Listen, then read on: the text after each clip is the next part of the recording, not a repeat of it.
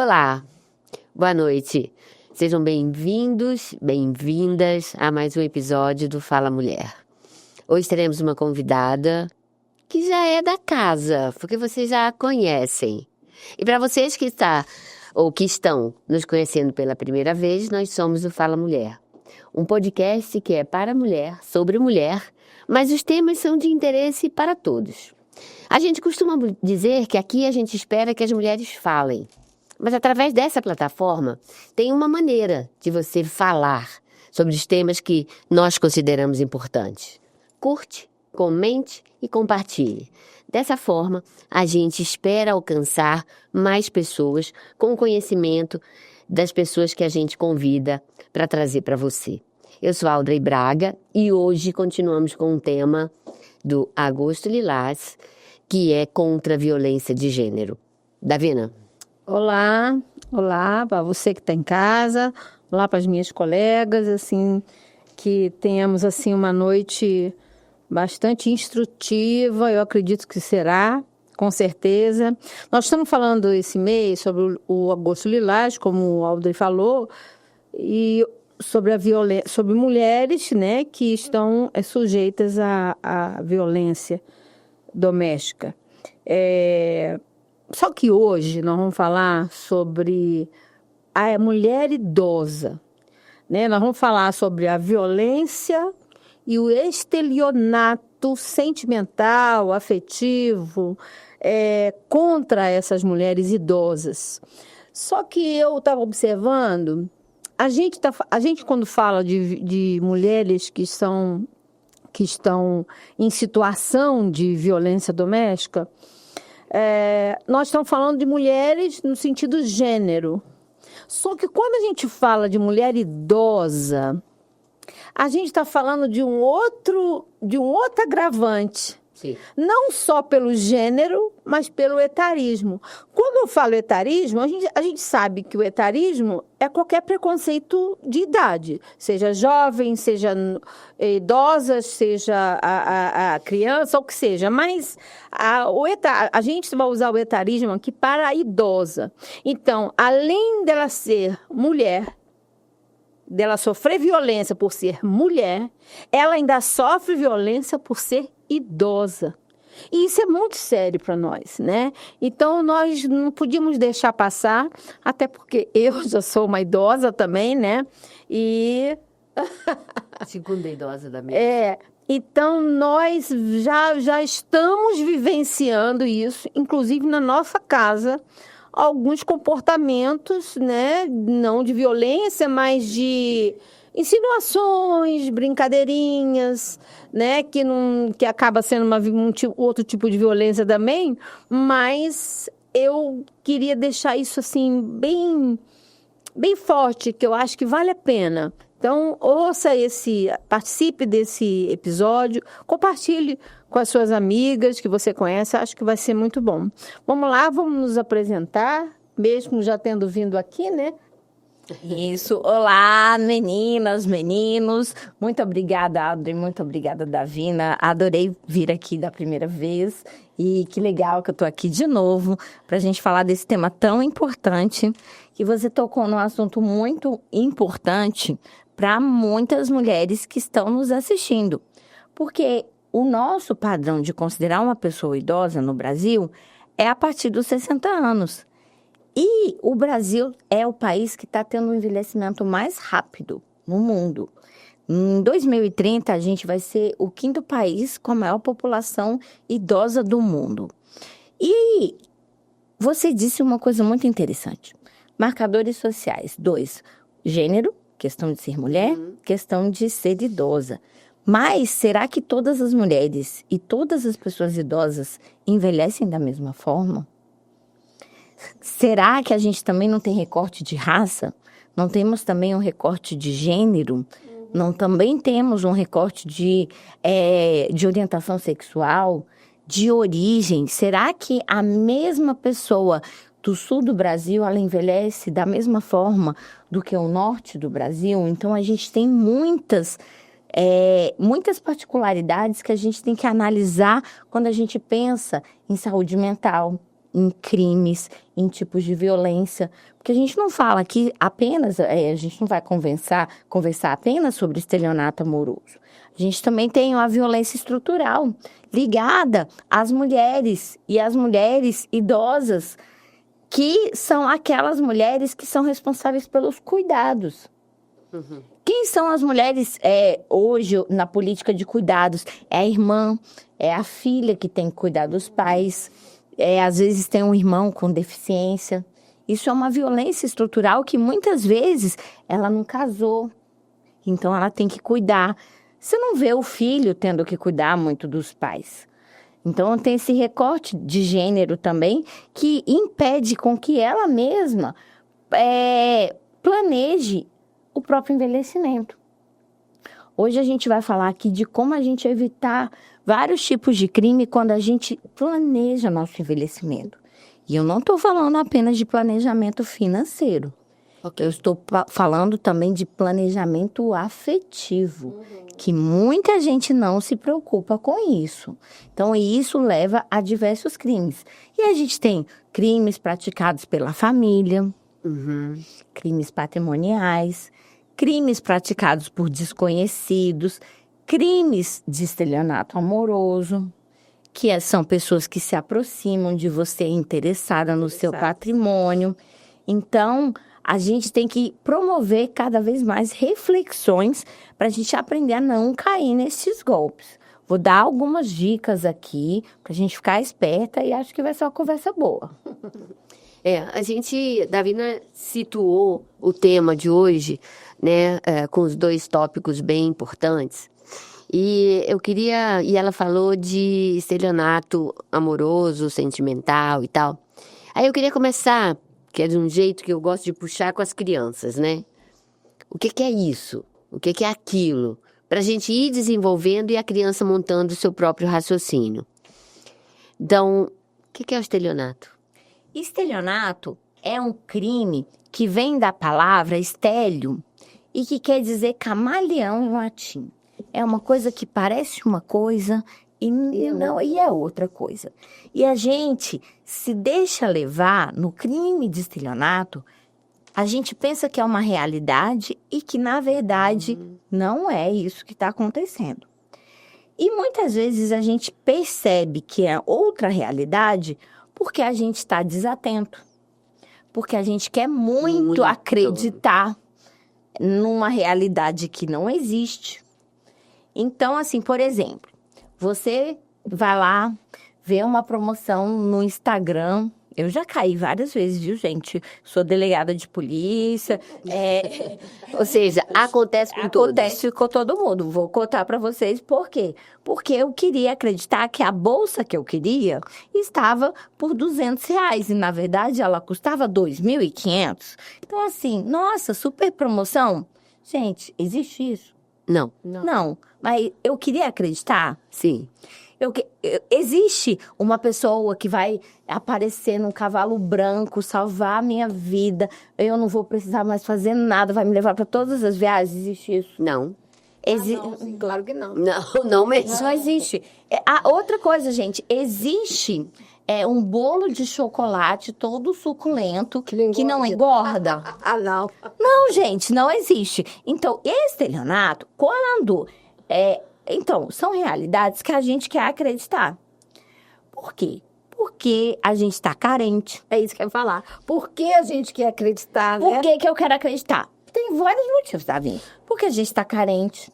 Porque eu não estou prestando atenção. Porque neste mundo, a gente vive conectado nessa coisa aqui. E aí eu estou olhando a coisa e a pessoa fala comigo, eu nem presto atenção. Então, essa realidade... que outras pessoas têm habilidades para construir esse mundo, a gente cai. E a gente cai não é porque a gente é bocó, não. Não é que a gente é burro. Ai, meu Deus do céu. Cara, eu falo que eu já caí 2 vezes em golpe para as pessoas não ficarem com vergonha de denunciar. Sabe por que a gente cai? Porque a gente não prestou atenção. Não é porque a gente é burro. Não é entendeu? Não é isso. E outra, e o estelionato? Esse é o estelionato. Então, o crime de estelionato é uma pessoa, que é o criminoso, ela ajuda com as habilidades que ela tem de conversar, de persuadir, a você, ela fala o que você quer ouvir. É isso. Esse é o ponto, né? Ela fala o que você quer ouvir. E quando uma pessoa fala o que você quer ouvir, ai, nossa, você fica muito feliz. Até porque o Instagram, por exemplo, hoje tem os algoritmos, né? Então, se você faz uma pesquisa de uma bolsa, vai aparecer 200 bolsas para você. E e outra, inclusive, gente, os estelionatários, que são esses falsários, esses camaleões, que ele adequa conforme a realidade que você quer ouvir, o que ele faz? Ele também vai usar o algoritmo, tá vendo? Aí ele também compra o algoritmo. Então, isso aí é o estelionato virtual. E aí, quando vem o estelionato amoroso? É quando a gente acredita. Relacionamento já é um negócio assim. Então, quando a gente acredita no que aquela pessoa é muito perfeita. É maravilhosa para você. Mas o que a gente tem? Aqui nós somos espertas, né? Estamos falando para a mulher espertas. O que acontece? Gente, não vamos ser ingênuas. Todo relacionamento tem uma troca. Tudo. O relacionamento de amizade tem uma troca. Eu sou amigo de alguém porque eu me sinto bem com aquela pessoa. Eu me sinto bem e para ser uma amizade, eu também tenho que fazer a outra pessoa se sentir bem. Porque é uma troca. Isso na sociologia, a gente tem vários antropólogos que já estudaram essas relações, são as nossas relações sociais. Sim. A relação entre mãe e filho, querendo ou não, você gosta do bebezinho quando ele nasce, porque ele é todo fofinho. Mas se você pensar, ele só chora e faz cocô. Mas você vai desenvolvendo aquela relação afetiva a partir do momento que ele sorri para você, que ele te dá afeto, que ele troca. Então, todas as relações, elas são baseadas em trocas, sejam financeiras, sejam emocionais, sejam tudo. Ó, vamos falar da novela, que a galera noveleira aí vale tudo. A Odete Roitman, ela troca. Ela oferece dinheiro para ela ter relacionamentos com homens mais jovens. E ali está todo mundo fazendo a sua parte. Ali não tem crime, entende? Porque ela sabe direitinho do que ela busca e do que O que está sendo ofertado para ela. Exato. Agora, o estelionato é quando você não sabe direitinho qual é a realidade. Ou você acredita numa realidade que foi construída com fins que não os amorosos, né? Exato. E assim, Quando era desconhecida, no caso. Não, eu não estou percebendo isso. Isso. Mas e por que a gente não percebe, né? Aí então já é entra nuance. nas suas áreas. Por que a gente não percebe? Carência. Carência. Abandono. Abandono. Aquele Aí sentimento. vem outro problema que a gente vai dizer aqui que afeta a maioria das pessoas idosas. Nem debilidade física não, gente. É solidão. É, solidão. Por que a E o solidão? medo da solidão torna, especialmente as mulheres, porque aí tem toda uma expectativa social de ter um companheiro, de se criar, de não ficar sozinho.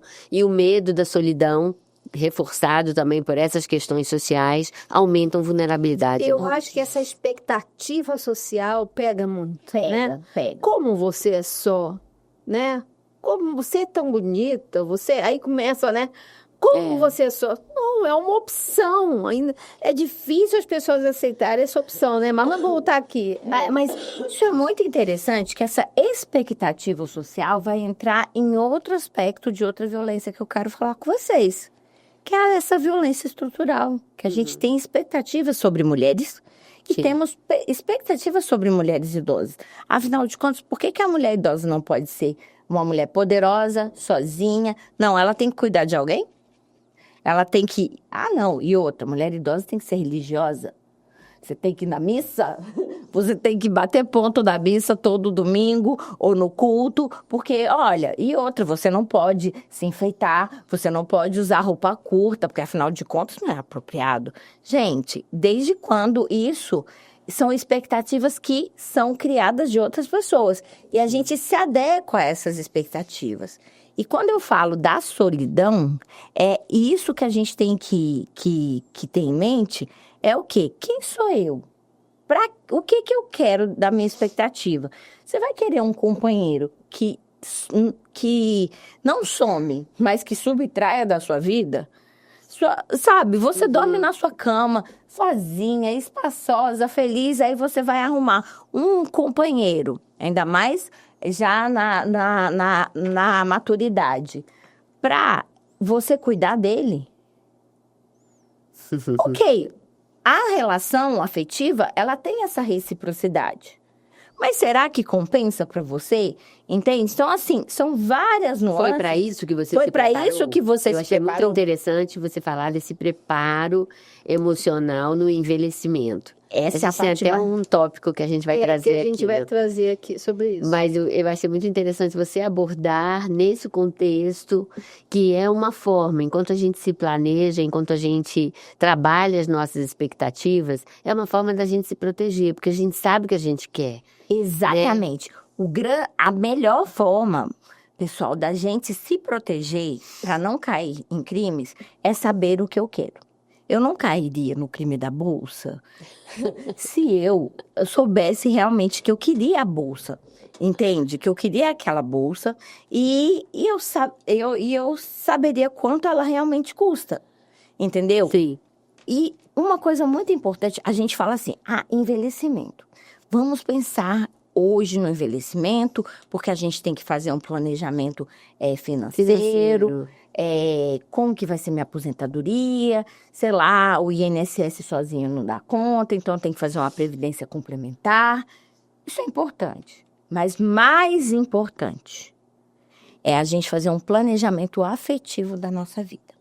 Afetivo, como que é fazer esse planejamento afetivo? Por exemplo, eu estou trabalhando, eu converso com várias pessoas diferentes todos os dias. Então, assim, venho aqui, já tenho novas amigas, converso com meus colegas de trabalho, recebo muitas pessoas na delegacia, tenho atividade acadêmica, estou em plena jogo social das relações sociais. Quando a gente aposenta, para onde vão as minhas relações? Será que a minha vida foi reduzida toda ao trabalho? Será que a minha vida foi reduzida toda a um ciclo social? Será que eu estou fazendo com que a minha vida ela tenha vários nichos com pessoas que não tenham nada a ver? Será que eu só fico conversando com aquele povo que só conversa de um assunto? Será que eu poderia fazer coisas diferentes que independem da minha profissão? E isso é super importante. Por quê? Porque quanto mais a gente tem pessoas que pensam diferentes convivendo com a gente, mais a gente tem crítica. E mais pessoas para nos alertar das realidades que a gente cria. E se for amigo, nossa, é muito importante. Agora eu queria perguntar para vocês, até eu estava dando uma palestra num congresso de direito de família lá em Goiás Velho, estava falando para advogados que fazem planejamento sucessório, de patrimônio. Falar assim, você já pensou quantos amigos você pode ligar agora? Se você precisar, para limpar seu bumbum, se você precisar e ficar doente, você tem quantos amigos? Essas são as pessoas que a gente precisa cultivar. Na vida. E como que eu cultivo? Eu tenho que plantar para colher. Quem quer rir, faz rir. E quando a gente vai ficando mais idoso, mais velho, mais maduro, a gente vai selecionando os nossos programas. A gente vai diminuindo mesmo a nossa capacidade de Ah, não vou lá no show, numa Garrincha, cheio de gente. Não significa isolamento. Não, né? não, mas isso é normal. É normal. Você vai mudando as suas escolhas.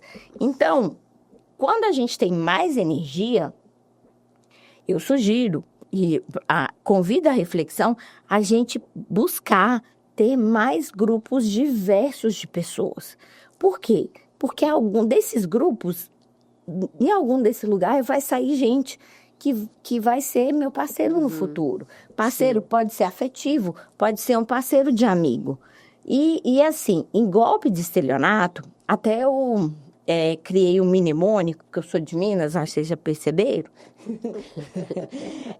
que é bem bestinha, mas é pra gente ficar ligado. Chama Olha o Trem. Mas o que é isso, Cíntia? Olha o trem. O trem, quando você vai atravessar, tem lá um trem assim, ó. Pare, olhe e escute. Tipo, você tá numa relação amorosa, você está numa relação comprando online, você está recebendo uma proposta de uma pessoa que liga no celular para você. Nossa, tem custas nos processos judiciais e que você ganhou um monte de dinheiro, mas só que você tem que pagar um dinheirinho para tirar esse bolão que você acabou de ganhar. Quando você está nessa situação, você lembra na minha cara, olha o trem, olha o golpe. Por quê? Você tem que parar tudo que você está fazendo para analisar a situação. Para de mexer no celular, para de criar caraminhola na sua cabeça, de ficar, nossa, agora vai dar certo na vida, não sei o que. Só para e observa. Observa. E assim, se a pessoa fala assim, não, mas tem que ser agora, transfira esse Pix para mim agora, porque a gente eu tô precisando neste momento desse Pix. Ah, não, meu amor, se não for assim, foi porque você não me ama. Não amo mesmo não, gente. Não ame, não distribua seu amor em forma de Pix. Assim, se não for, porque hoje é imperdível. Isso aí já é dica para sair fora. Então, para. Depois, olha ao redor. Olha todas se você está num mercado ou numa loja, vê se tem outro comparsa junto. Vê se essa pessoa sempre, se for um estelionato amoroso, afetivo, se essa pessoa sempre mente, se ela aparece, se ela não aparece direito, porque eu tenho casos lá na delegacia da pessoa se relaciona com fotos de IA, de inteligência artificial. E como fazer... Perigo, né? Não, e como você desconstruir essa realidade no mundo dessa pessoa. Aí depois eu também falo como que a gente faz isso daí. Mas, então, olhe, observe, seja crítico. Será que a bolsa vai custar R$200 mesmo? Não vai. Entendeu? Será que eu ganhei mesmo essa bolada numa ação judicial, sendo que eu nunca nem ajuizei uma ação? Será que alguém está me vendendo um bilhete premiado porque ela está com preguiça de ir lá descontar na Mega Sena? Aí, quando a gente começa a pensar, eu falo, não, gente, não tem sentido. Não tem sentido. Entende? Aí, será que o golpe dos familiares, que liga dizendo que eu tô com socorro? Cara, combine antes com seus filhos. Frase assim, se você tiver em perigo, a gente tem um combinado como agir. Porque só a gente sabe que é assim. Certo. Então, observe. E o mais importante, que é o final. Pare, olhe e escute.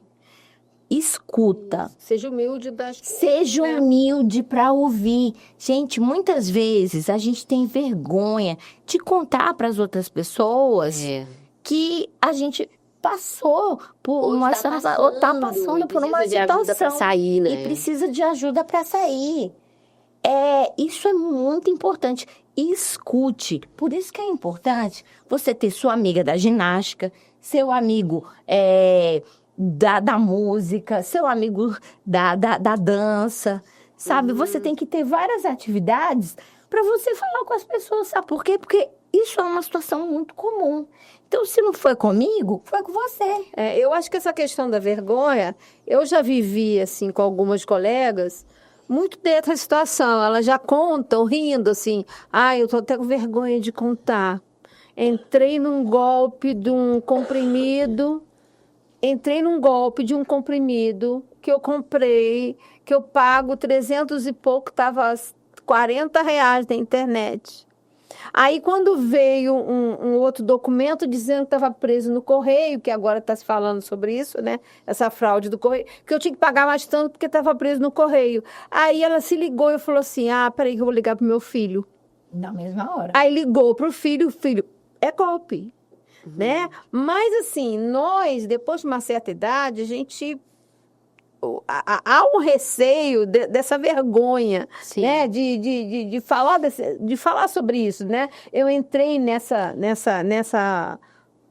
roubada, né? Hoje eu estava ouvindo uma canção, eu não sou muito musical, não, mas eu liguei o YouTube para ouvir uma canção e estava tocando uma canção que eu lembrei muito disso que a gente vai conversar aqui, que é aquele da...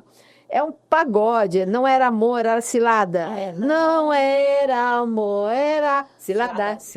Cilada. Exatamente. Exatamente. É cilada, gente. E outra, lembra que eu falei que o estelionato é um camaleão que faz a gente acreditar na realidade que a gente quer. Aí, gente, qual que é a importância da gente pensar no que a gente quer? Por quê? E quanto custa o que a gente quer?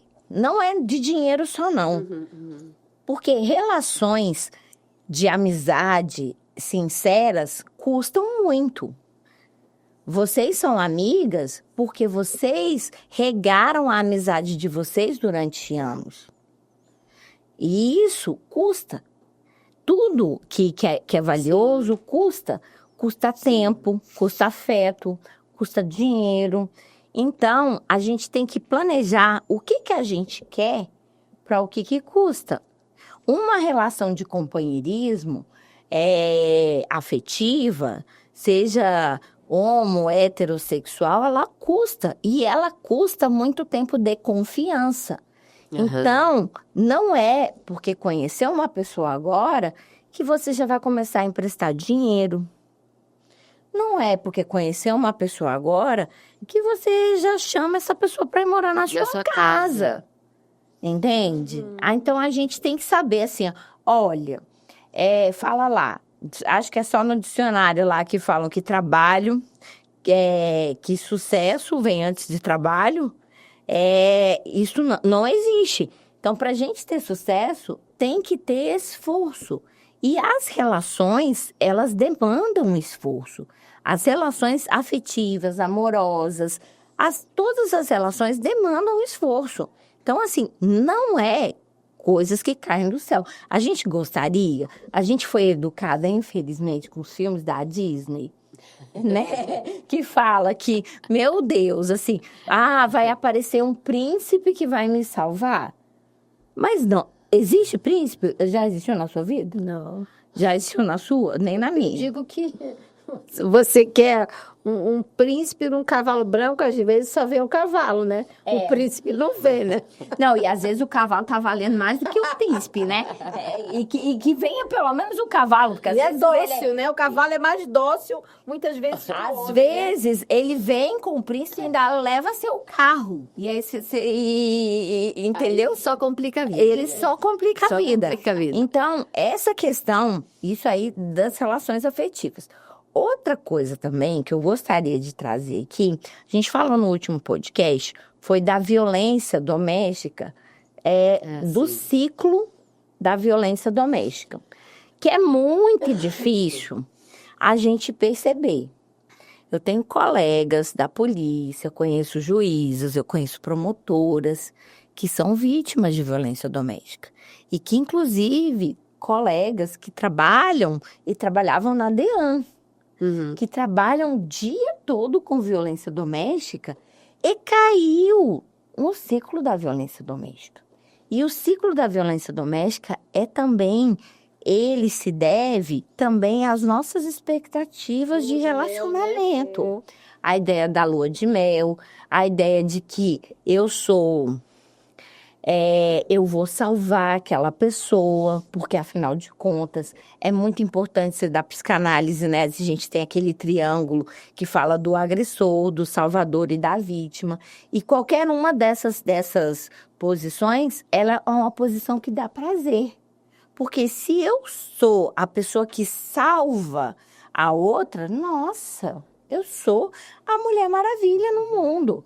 Ninguém vai salvar ninguém. E se eu sou a vítima também, se eu fico me fazendo sempre num papel de vítima, de que as pessoas sempre têm que ter pena de mim, que eu não tenho agência, que eu não posso sair, eu tenho atenção. Isso é carência. E do outro lado também, se eu sou a pessoa que agride, eu também tenho poder sobre outra de subjugar. Então, esse triângulo é um triângulo viciante. O nosso papel é sair dessas posições, assim, de salvar as pessoas, de agredir, de ser vítima, para a gente ter a agência da nossa própria vida. É escolha, né? E eu queria dizer que esse ciclo da violência é bem pouco falado, mas eu vejo direitinho nas mulheres idosas em relação aos filhos. Tá. Por quê? Também tem vergonha. Como é que uma mãe denuncia um filho? É difícil demais. Por quê? Não é só do amor que ela tem pelo filho, mas sim das expectativas sociais que as mães sofrem no mundo. Você não educou seu filho. Tá vendo que... Julgamento, né? Um meio julgamento, né? É como se eu fosse lá na delegacia, assinasse um atestado de incompetência. Sim. E não é verdade. Por quê? Olha, você tem filho, você não sabe o que vai acontecer com aquela pessoa. Pode ser natural, adotado, ser humano. Sim. Você tem irmãos que foram criados pelos mesmos pais, pela mesma mãe, pelo mesmo pai, e eles têm personalidades diferentes. E são indivíduos, né? Outro dia uma amiga ligou, muito triste, aí veio com uma fala para mim, né? Eu acho que eu não criei bem meus filhos, né? Aí eu falei, como você não criou? Seus filhos têm 40 anos, teus filhos têm 42, o outro tem 30, a outra tem 38, já casou, tem filhos. Os nossos filhos fazem escolhas. Nossos filhos são indivíduos. Nós os tivemos, eles estão no mundo, eles começam a fazer seu próprio desenvolvimento, suas próprias escolhas. Quantos de nós somos ensinados de uma forma, mas optamos outra? Exatamente. Né? Então, assim, fique em paz, tenha a sua consciência tranquila. Só que os nossos filhos, para dessa romantização da maternidade que nós temos. Nossos filhos têm escolhas. Nossos filhos erram. Nossos filhos acertam. Nossos filhos vão por um caminho. Nossos filhos vão por outro caminho.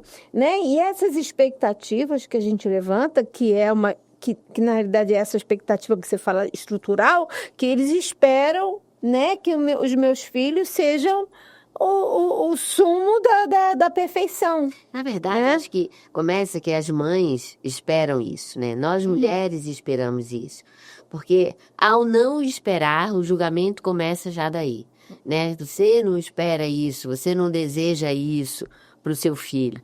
E ao trabalhar essa aceitação, que depois de um determinado período de tempo se investe nas questões básicas da educação, na construção de caráter, do conceito de certo e errado, né? Que você vai criando várias competências, até estabilidade de personalidade. Lembrando que temperamento a gente nasce com ele e as experiências da vida vão construindo o caráter para definir personalidade, aí entram essas questões de escolha.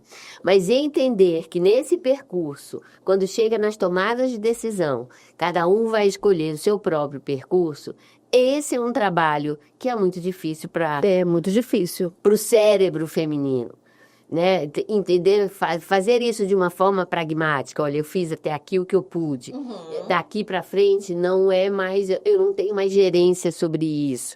É esse indivíduo que não tem mais essa dependência, esse cordãozinho ligado a mim, que vai precisar escolher e responder por essas escolhas. Exatamente. É muito complicado. Mas é complicado, como eu estava dizendo, porque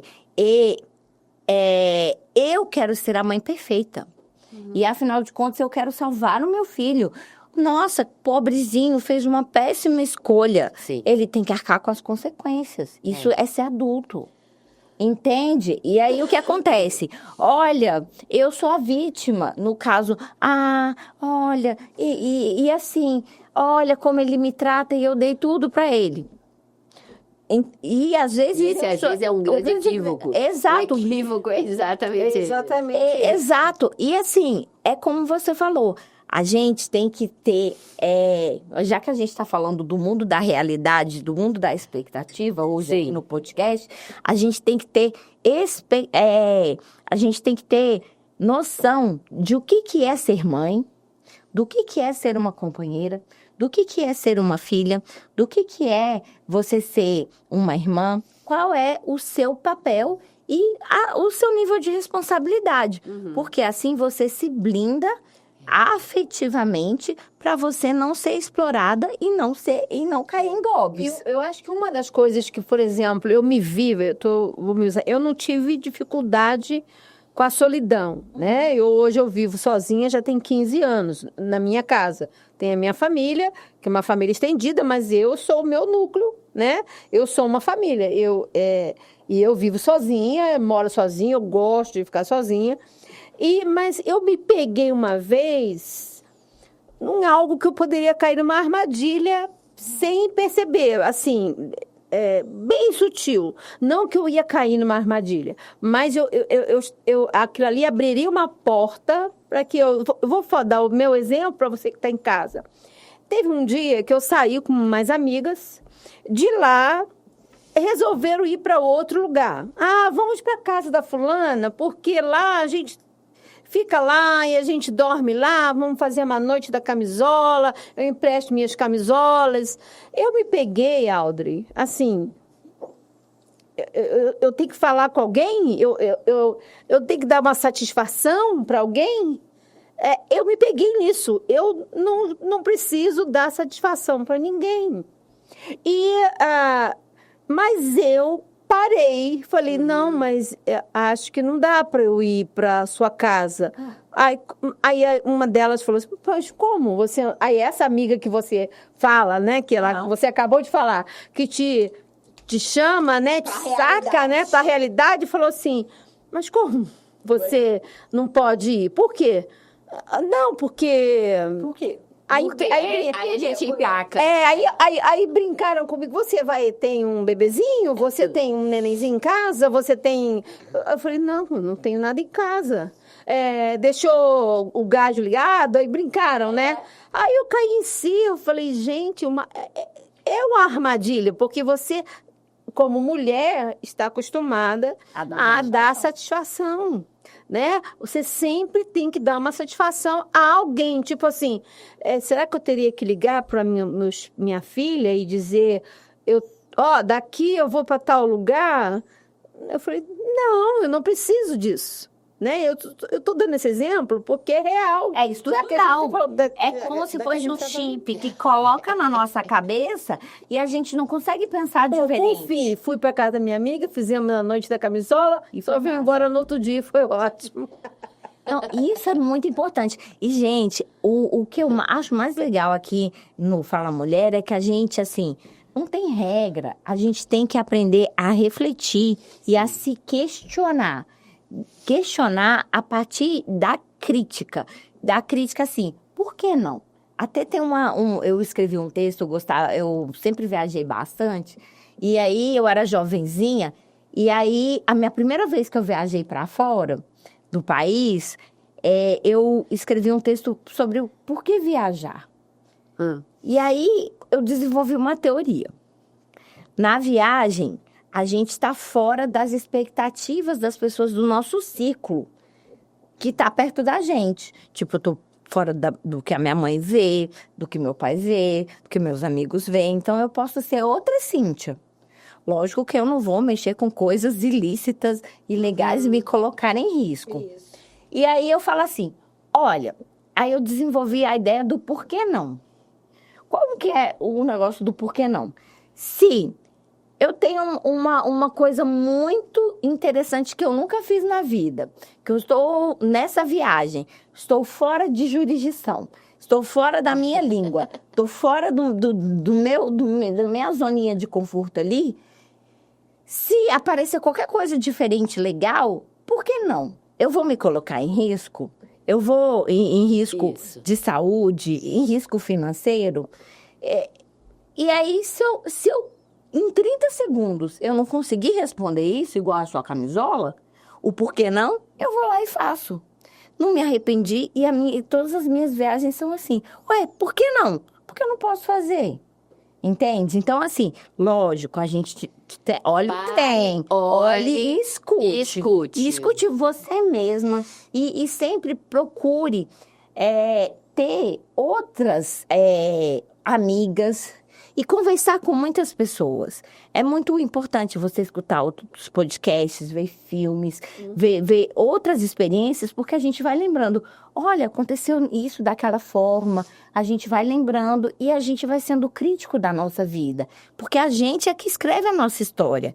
Nós somos responsáveis pela nossa felicidade. Então, se você... Assim, é muito triste, muitas mulheres não conseguem sair do ciclo da violência em relação aos companheiros, em relação aos filhos, mas a gente só vai conseguir se a gente começar a se erguer, porque a gente é agente da nossa história. Assim, e outra coisa que eu acho muito importante é você ter amigos e você também ser amiga. Sim. Senão essa relação nem dá certo. Na verdade, nem é construída se você não se mostrar amigo, né? Se você não tiver um comportamento de compromisso de amizade. E outra. Exatamente. E é bom a gente consultar um nome aqui que eu quero.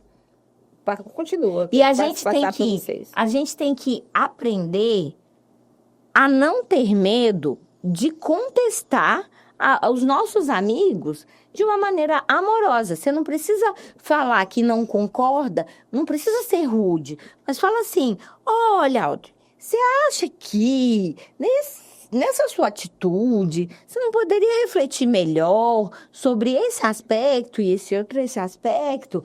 A sua amiga falou do gás, do bebê, ela fez brincadeiras para fazer com que você se ligasse. Então, assim, muitas vezes, gente, a amizade que eu falei, daquela que vai limpar seu bumbum quando você precisar, é a amizade verdadeira. Porque a amizade, ela tem que falar para você que quando você tá numa situação ruim, você tá na merda, a pessoa vai lá e fala. E te sinaliza, né? Olha, Audrey, eu não tô achando legal isso daí. Olha o que você tá fazendo. Sua filha tá te explorando. E você tem que ter essa abertura. E construir uma relação de abertura, isso é fundamental para você construir uma segurança afetiva no seu envelhecimento.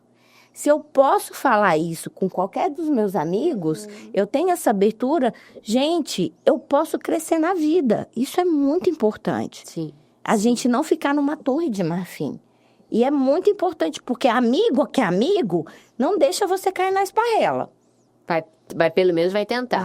Exato. Pelo menos vai tentar. Você estava falando agora sobre... Eu estava pesquisando, que eu esqueci, veio um apagão, uma atriz que eu queria muito falar, que hoje ela já está até mais idosa, você falou sobre filmes, né? Assistir filmes é bom, porque você vai abrindo o teu horizonte, você vai conhecendo outras coisas, você viaja também nos filmes. Eu lembro que quando eu divorciei, 2 filmes eu assisti que me ajudaram muito, que foi aquele da Toscana. Comer, beber... Não. Sobre o sol da Toscana? Sobre o sol da Toscana. Muito bom. Né? Que ela resolve vender tudo que ela tinha. Sim. Né? E um outro foi com a Mary Streep. Né? Que acho que é Simplesmente Amor. Uma coisa assim, o nome do filme. Simplesmente, acho que é isso mesmo. Ela falou uma coisa que marcou. Quando você falou de filme, como é bom isso, né? Acho que você que está em casa, é bom assistir, porque são mulheres maduras, a gente está falando sobre mulheres idosas, né? Sim. Então, todos esses filmes são mulheres depois de uma certa idade. Ela falou uma coisa interessante, ela já estava divorciada, nesse Simplesmente Amor, ela já estava divorciada e ela conheceu um arquiteto que foi fazer uma cozinha nova para a casa dela. E ele estava recém-divorciado. E ela falou assim para ele, e eu estava recém-divorciada na época. Ela falou assim para ele no filme, nunca mais esqueço, no carro, ele falou assim, tá doendo. Ela falou assim, vai doer ainda mais por uns 2 anos e meio. Aí eu olhei, quando eu vi o filme, quando eu ouvi isso, eu falei, meu Deus, isso tudo... Né? E lá se foram 15 anos, né? Então, assim, aquilo me ajudou tanto, aquela reflexão, né? Que, assim, não acontece, né? E é igual para todo mundo. E sobre o Sol de Toscana também, é muito interessante da forma com que ela se ressignifica, né? E isso é muito bom, porque você sai daquele padrão. Eu acho que nós, hoje... Com o envelhecimento tardio que nós estamos, né? Hoje nós estamos envelhecendo, mas a nossa sobrevida aumenta, né? Vocês que são médicos falam melhor do que eu nesse sentido. E aí você precisa ter um envelhecimento seguro, né? Falar sobre violência, sobre estelionato. Nós temos que pensar, nós envelhecemos. E tem uma outra questão que eu gostaria de estar colocando, que nesse falar, né, nesse se cuidar para envelhecer, os membros da família precisam estar incluídos. Porque você falou, né, da violência do idoso, e recentemente eu soube de uma história, assim, no contexto familiar de uma amiga muito querida, de uma violência crônica que foi sendo cometida, né, dos pais de uma pessoa. Eu não conheço a história, né, então nem posso repassar porque eu não conheço, mas assim, de uma violência patrimonial, física, depois abandono, Isso é lógico, né, certamente. Tudo que é o que vai permitindo com que você se fragilize tanto que você nem se dê conta, nem consiga mais se defender, né? Mas os familiares, os membros de uma família precisam estar participando da conversa sobre envelhecer. Sim. Quando a gente é jovem, a gente acha que envelhecer vai demorar muito tempo. E, na verdade, não demora. Uma hora, quando a gente vê, a gente tem 40, que tá ótimo. Uma hora, quando a gente vê, a gente tem 50. Uma hora, quando a gente vê, a gente tem 60. E as pessoas que são importantes na nossa vida, elas começam a ir embora. Sim. Elas começam a falecer, né? E aí, essa questão da finitude, ela cai com muita força para cima da gente. Verdade. E é essa vulnerabilidade que abre caminho, um dos ganchos, né? Para a gente cair em golpe. Tá? Várias outras observações já foram discutidas, mas o meu ponto, que eu já estou me dispersando, eu sou assim, eu começo uma coisa, penso em outra, mas tudo bem. Voltando, falar de envelhecer precisa envolver os demais membros. Preparar os filhos para o envelhecimento dos pais. Criar, né, condições de respeito para esse processo de envelhecer. Porque é nessa construção que vai permitir que você diga, olha só, eu não sei mexer Exatamente. na internet. Eu não sei me defender desse golpe. Eu não sei que mensagem é essa que eu estou recebendo e eu não sei o que eu respondo ou o que eu não respondo, eu não sei nem bloquear. né, no telefone. Então, a construção desse processo, desse perfil de relação, ela precisa estar envolvida em todos os membros. O retorno desse familiar quando você leva essa sua demanda. E isso faz muita diferença. Não, né? faz muita diferença. E nós falamos no outro podcast da importância da educação para a gente construir cidadãos que respeitem as mulheres. A questão, a gente tem a violência, ela é um tabu, mas só que ela não é tão tabu quanto falar de morte, falar de finitude, falar de envelhecimento, porque tudo na nossa vida todos os cosméticos, tudo que a gente quer é criar o elixir da longa vida, da vida eterna. O que é prometido para a gente nas religiões? Se não a vida eterna? Então, assim, estruturalmente, isso fica um eco na nossa cabeça, de que a gente vai viver eternamente. E é muito importante a gente falar com a família, por quê? A gente nunca foi tão velho no Brasil como a gente está sendo agora. E a gente nunca vai ser tanto como a gente vai ser daqui para frente. E aí, existe uma outra coisa, que eu estou fazendo uma pós bem legal, de gerontologia, que é para a gente estudar todas essas particularidades, idiosincrasias da questão do envelhecimento, é a cronicidade das doenças. Antes, as pessoas morriam de infarto. Antes, as pessoas morriam de derrame, AVC. É muito comum. Morriam de repente, né? É bem comum a gente falar. Sim. Hoje em dia, com cada vez mais as pessoas... Nossa, antes um diagnóstico de câncer era mortal. Hoje eu conheço pessoas que já curaram vários cânceres. Exatamente. E assim, que bom!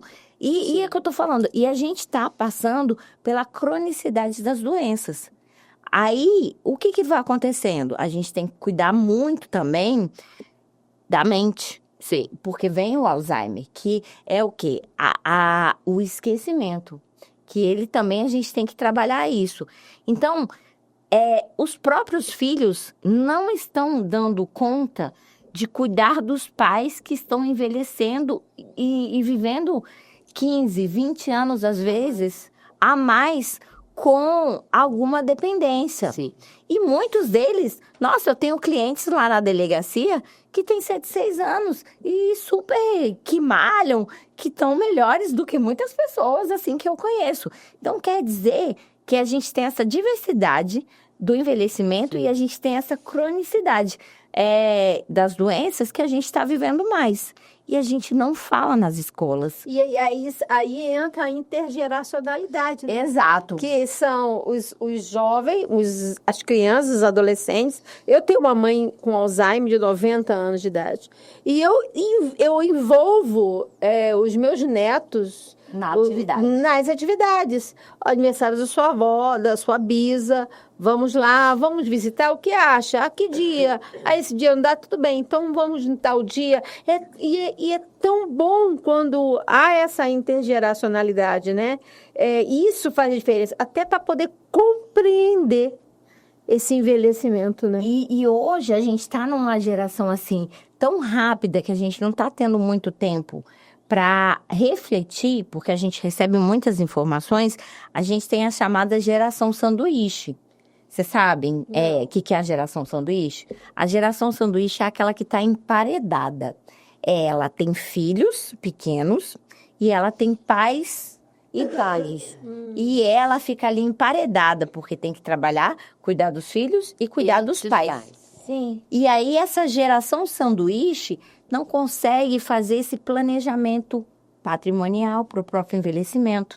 Não consegue fazer um planejamento crítico, afetivo. Lembra que eu falei que o planejamento é pensar, o planejamento crítico é eu pensar como eu quero envelhecer. Eu quero envelhecer como? E outra também, a gente vai envelhecendo, a gente vai mudando os nossos gostos. E aí a gente vai ficando, às vezes, mais cri-cri, mais ranzinza. Tipo, eu não quero mais sair. Antes assim, pra mim tava tudo bom. Agora, hoje, não gosto mais dessas comidas. E aí vai restringindo as pessoas com que eu convivo. Então, só vai existir naquele núcleo duro mesmo. Que são aqueles meus amigos que me suportam há muito tempo. E que eu suporto também. Então, a gente tem que planejar para isso também. Sim. E isso é fundamental. Isso é fundamental para a gente ter uma vida, para não cair em crimes, que esses aí é o de menos, mas para não cair na solidão. Por quê? O que você vive é solitude. É uma solitude que você se basta. E que coisa linda. Você alcançou isso na sua vida.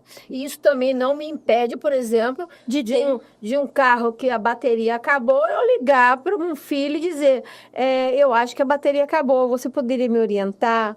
Exato. Mais ou menos os valores, para eu não cair em nenhum golpe. Exato. Né? E não, olha aqui, tem tal valor, a média é essa. Isso não impede de Essa é a você parte fazer do olho isso. o trem. É de você escutar. Olhar o trem, né? Olha o trem, olha o golpe. É você escutar. E outra, a gente não se basta sozinho. Nós vivemos, nós precisamos de amigos, nós precisamos de família, nós precisamos de viver em sociedade. Então, a gente não precisa ser arrogante.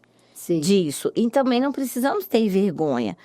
Assim, tá todo mundo no mesmo barco e a gente tem que construir essa intergeneracionalidade em conjunto. Verdade. Infelizmente, estamos aí de de final, despedir, né? muito rápido. E eu acho muito legal porque deu uma indicação para os próximos, né? O próximo nosso vai ser dependência emocional. A gente vai falar sobre isso. Depois a gente vai falar de um tema que tem muito a ver com isso que você falou, que é amizade. Lindo, gente. Olha, fizemos uma leitura, né? Conseguimos puxar, né? Então, assim... A amizade é o que salva, gente. A gente já está finalizando, né? Então eu vou me despedir, agradecer a você aí que está conosco, depois elas vão se despedir. Agradecer aos nossos parceiros, né? Rafaela Rezende, que está sempre com as nossas semi-joias, né? O Espaço Lince, que vem colaborando aqui conosco na área de saúde mental.